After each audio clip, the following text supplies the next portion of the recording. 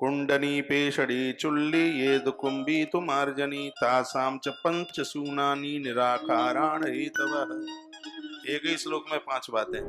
सबसे पहला है गेहूं बीनना, दूसरा है गेहूं को पीसना, तीसरा है चूल्हा जलाना, चौथा है घड़ों को खाली करके पानी भरना, और 5वां है घर में झाड़ू लगाना।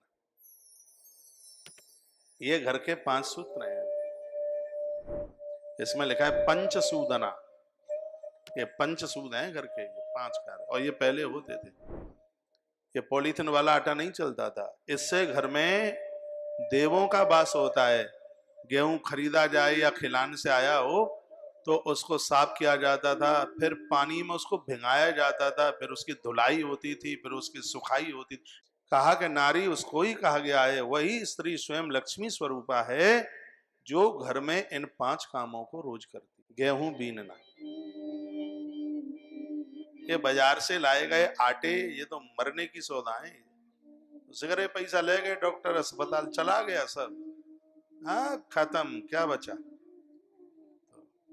करामात तो खुद कर रहे हो ऐसी। गेहूं में कंकड़ बीने जाते थे, आज तो कंकड़ ही सहित पिसता है। कंकड़ बीने जाते थे। चलनी एक चलती, बहुतों के तो घर में चलनी ही नहीं होगी, और घर में चलनी और सूप और धान कूटने वाला यंत्र सिलिया और लुड़िया, मटकी और रई और चक्की, ये साक्षात भगवत रूप माना है इस ग्रंथ में। और वही चीजें नहीं है घर में, है ही नहीं। जिस घर में ओखली नहीं है उस घर के देवता सोते ही रहते हैं, पद्म पुराण में लिखा है। उस घर के देवता नहीं जागते। सुन लो इस पागल की बातें, फायदे में रहोगे।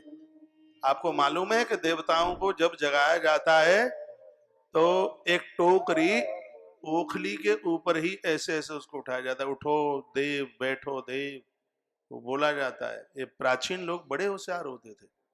ना तो ओखली का पता है, ना धनकुट का पता, ना सिलुड़िया का पता, सब चौपट हो गया।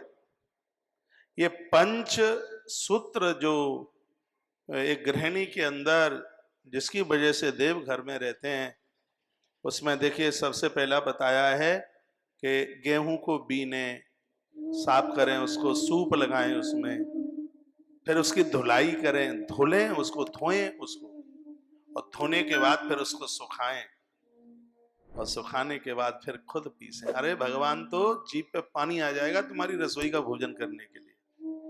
कहते हैं, कोई कहता है कि हमें अब भोजन में स्वाद नहीं लगता। बिल्कुल स्वाद लगेगा कहां से? स्वाद की कोई चीजें छोड़ी हो तो कहां से स्वाद आएगा?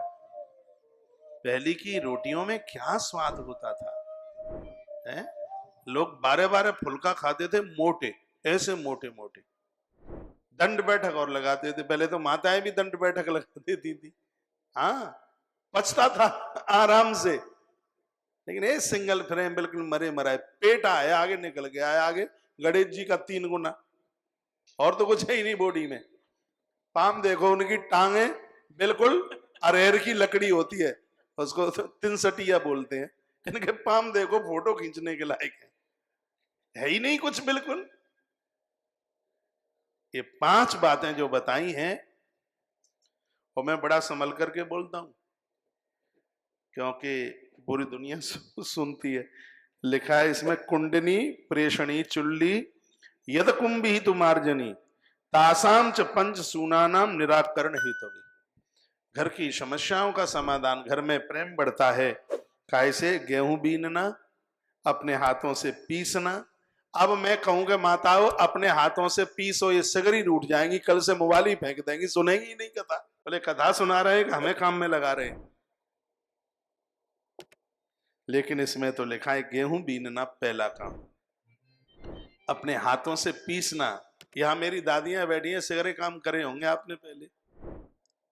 गेहूं बीनना, फिर है पिसाई, फिर है चूल्हा जलाना। देखा, चूल्हे में से राख निकाली जाती थी, फिर वो पोतनी माटी से उसको पोता जाता था पूरा। देवता खुश हो जाते थे, पुरखे प्रसन्न हो जाते थे।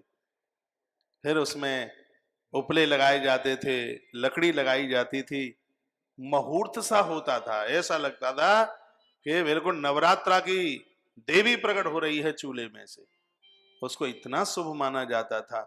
तो इसमें लिखा है कि चूल्हा जलाना, चूल्हा तो आज भी जलाते हो, लेकिन इस चूल्हे में उस चूल्हे में बहुत अंतर है। फिर लिखा है मटके को धो करके उसमें रोज पानी भरना, ये 5 कामों में से एक है। और फिर अगली बात बताइए झाड़ू लगाना, इसको कहते हैं पंचसूदन, घर के 5 कर्म।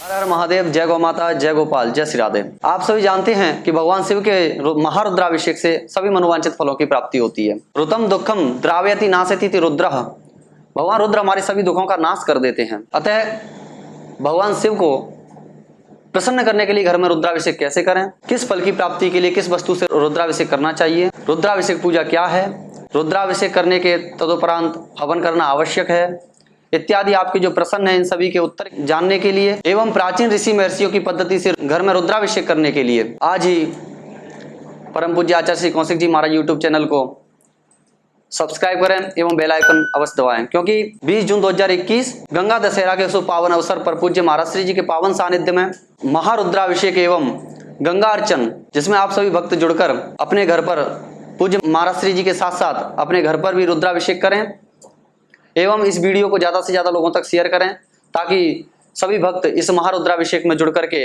अपने घर पर पूज्य महाराज श्री जी के साथ साथ इस महारुद्राभिषेक को कर सकें। जय श्री राधे।